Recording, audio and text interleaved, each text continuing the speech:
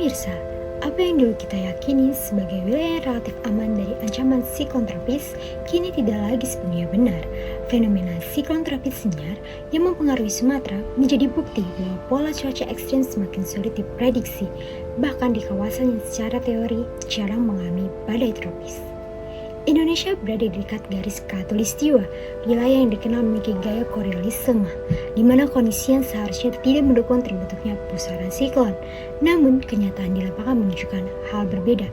Hujan dengan intensitas luar biasa turun dalam waktu singkat, sungai meluap tanpa peringatan panjang, tanah longsor terjadi di berbagai titik, ribuan warga terdampak dalam hitungan jam. Data resmi dari Badan Nasional Penanggulangan Bencana mencatat ribuan korban jiwa, puluhan ribu orang mengungsi, serta ratusan ribu rumah mengalami kerusakan di puluhan kabupaten dan kota di Sumatera. Wilayah terdampak utama meliputi Aceh, Sumatera Utara, dan Sumatera Barat. Lalu, apa yang sebenarnya terjadi?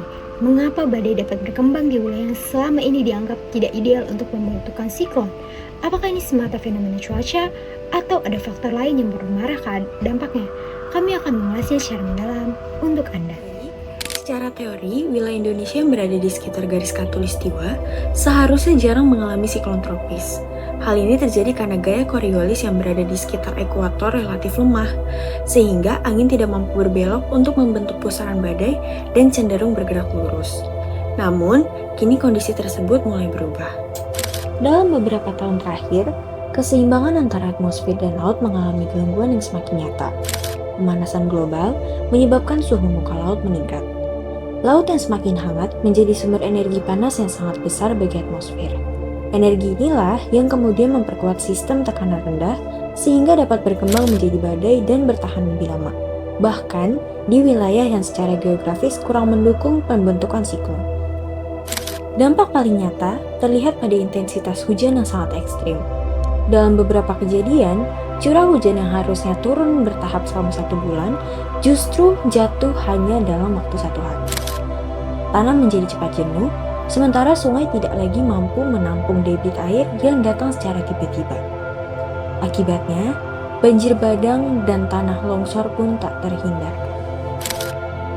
Data dari Badan Nasional Penanggulangan Bencana mencatat bahwa terdapat ratusan ribu korban jiwa, puluhan ribu warga mengungsi, serta ratusan ribu rumah warga yang mengalami kerusakan di 53 kabupaten dan kota di Sumatera.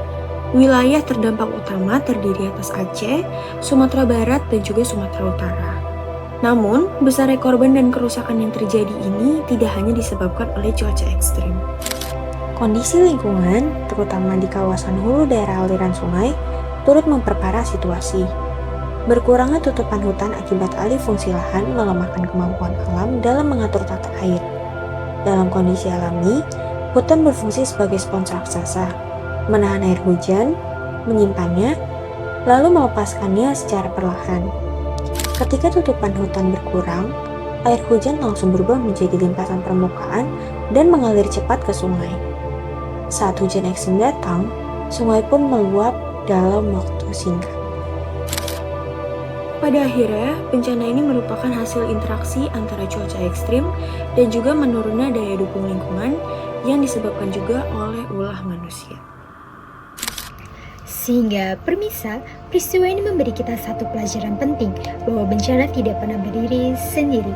Cuaca ekstrim memang menjadi pemicu, tetapi kondisi lingkungan yang melemah turut memperbesar dampaknya. Ketika suhu muka laut meningkat akibat pemanasan global, atmosfer memperoleh suplai energi yang semakin besar. Di saat yang sama, berkurangnya tutupan hutan dan melemahnya fungsi daerah aliran sungai membuat alam kehilangan kemampuannya untuk menahan dan mengatur air. Hutan yang seharusnya menjadi spons raksasa penahan air hujan, kini tak lagi optimal menjalankan fungsinya. Air mengalir deras ke sungai tanpa sempat terserap tanah. Ketika hujan ekstrim datang, banjir bandang dan longsor pun menjadi ancaman yang nyata. Fenomena seperti ini menjadi sinyal bahwa perubahan iklim bukan lagi isu masa depan, melainkan realitas yang sedang kita hadapi hari ini. Mitigasi bencana, penguatan tata ruang, rehabilitasi hutan, serta peningkatan kesiapsiagaan masyarakat menjadi langkah yang tidak bisa ditunda. Karena ketika cuaca ekstrim bertemu dengan lingkungannya rapuh, dampaknya dapat berubah menjadi tragedi besar. Demikian laporan kami. Tetap waspada, terus ikuti informasi terpercaya, dan sampai jumpa pada laporan berikutnya.